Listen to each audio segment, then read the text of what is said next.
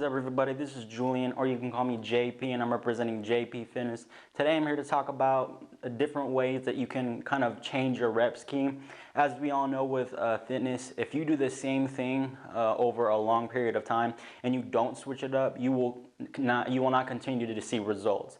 Again, that is the biggest thing with exercising, is your body has to perceive some type of new stress. If the stress that you're placing on your body is something that is always subjected to, it's the same old thing, your body will not grow. You will hit a plateau, and you've probably maybe have hit a plateau in your life, either with strength or with just gaining muscle, or maybe even endurance, whatever it is. But again, I would recommend switching your routine every 3 to 6 weeks. You should, again, it doesn't have to completely change, but you should switch it around every 3 to 6 weeks. But today I'm going to specifically talk about rep schemes and how you can change those around to maybe break a plateau. Okay, first to start off, the normal rep schemes that you'll see most people do, and you can see them maybe on workout programs, is 1 through 5 reps, which is typically obviously it's strength. If you're failing in the 1 to 5 rep range, you are training strength. You've probably seen a 5 by 5, or a 1 rep max is obviously 1 rep. Then you have your 8 to 12 rep, which is your typical bodybuilding type rep scheme. If you're going, 1 second concentric and a 3 or 4 second negative eccentric, that's going to be your 8 to 12 rep scheme, which is going to give you hypertrophy gains. And then 15 to 20 reps is you probably typically heard for muscular endurance. Again, there's nothing wrong with that. There's nothing wrong with any of those rep schemes. Those are just very typical. You will see those in almost any workout routine.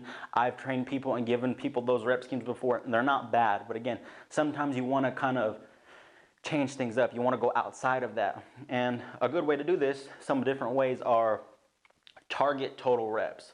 For example, instead of just doing these normal rep schemes over here that I just talked about, you can pick, let's just say you pick pull-ups, for example. Let's just say your max pull-ups is like 10 to 12. Let's just say 10 to 12, you can control 10 to 12 pretty good. What I would do is maybe set a target rep for 50 or 60 total pull-ups. And as many sets as you can, or basically as little time as you can, try to complete that 50 or 60 pull-ups. You could use this method with anything, with a bench press.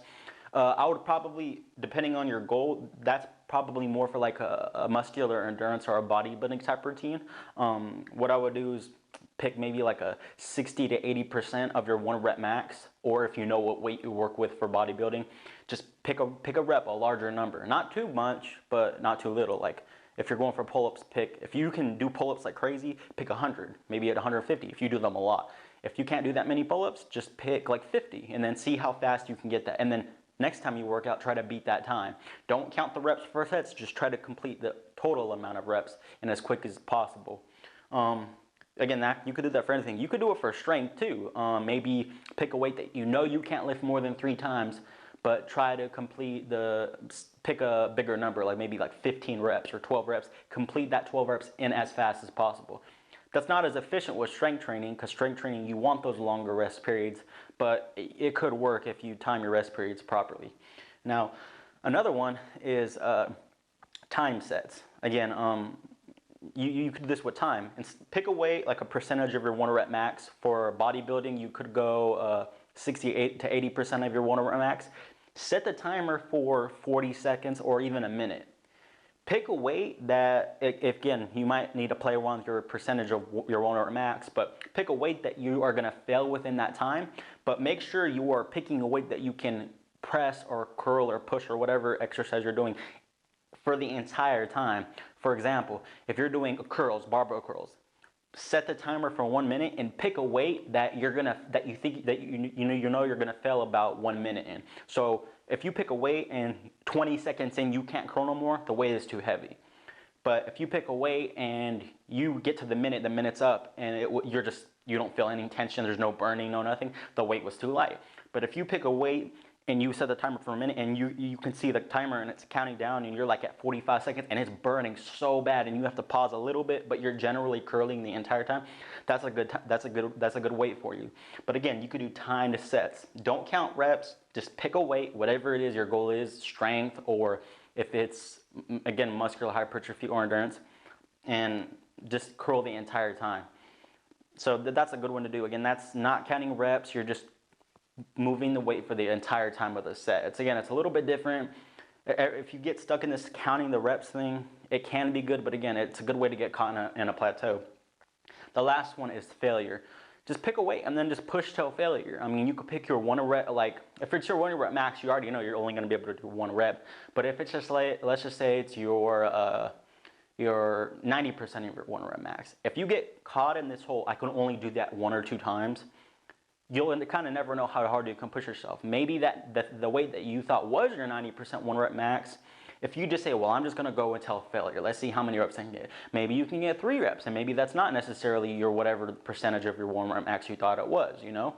So that's a good way to do it. Again, same thing with hypertrophy or muscular endurance. Just pick a weight, a percentage of your 1 rep max. For hypertrophy, 70% of your 1 rep max. Just curl it with proper form for as many times as you can. That's a good way to do it. It's just, you're trying to get away from the whole counting the reps thing. You just tell failure until you cannot do it with perfect form anymore. Those are just like different ways that you could do your sets. Now, another way that you can switch for tempos for your actual reps is obviously you have a negative and a positive portion of every rep. Positive is up, negative is down. Whenever you're doing a negative work or positive work. Positive is also called concentric, and then negative is also called eccentric. But what you can do is, you've probably heard people say go this speed up or this speed down. It's good.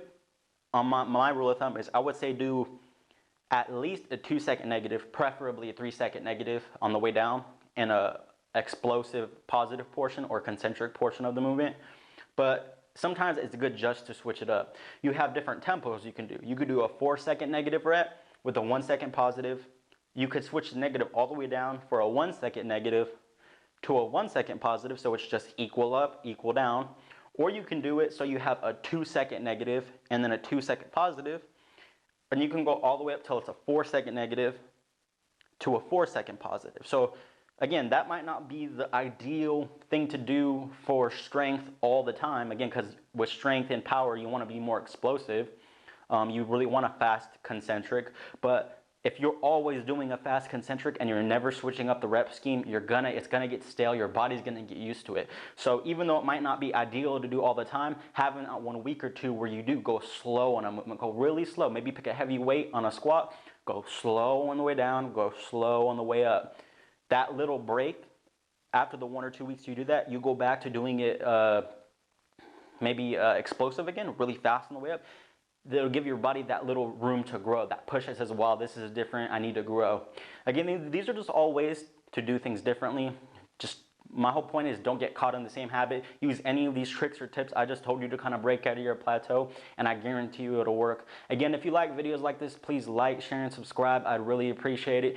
I'm going to link my Facebook below. You can go check that out. Again, I always post, sometimes I'll put up a motivational picture, something that you might need to get you up in the morning, or just some facts, knowledge that you might want on like a vitamin, a mineral, anything from a exercise and how to do it. Again, I really appreciate it. But until next time, peace.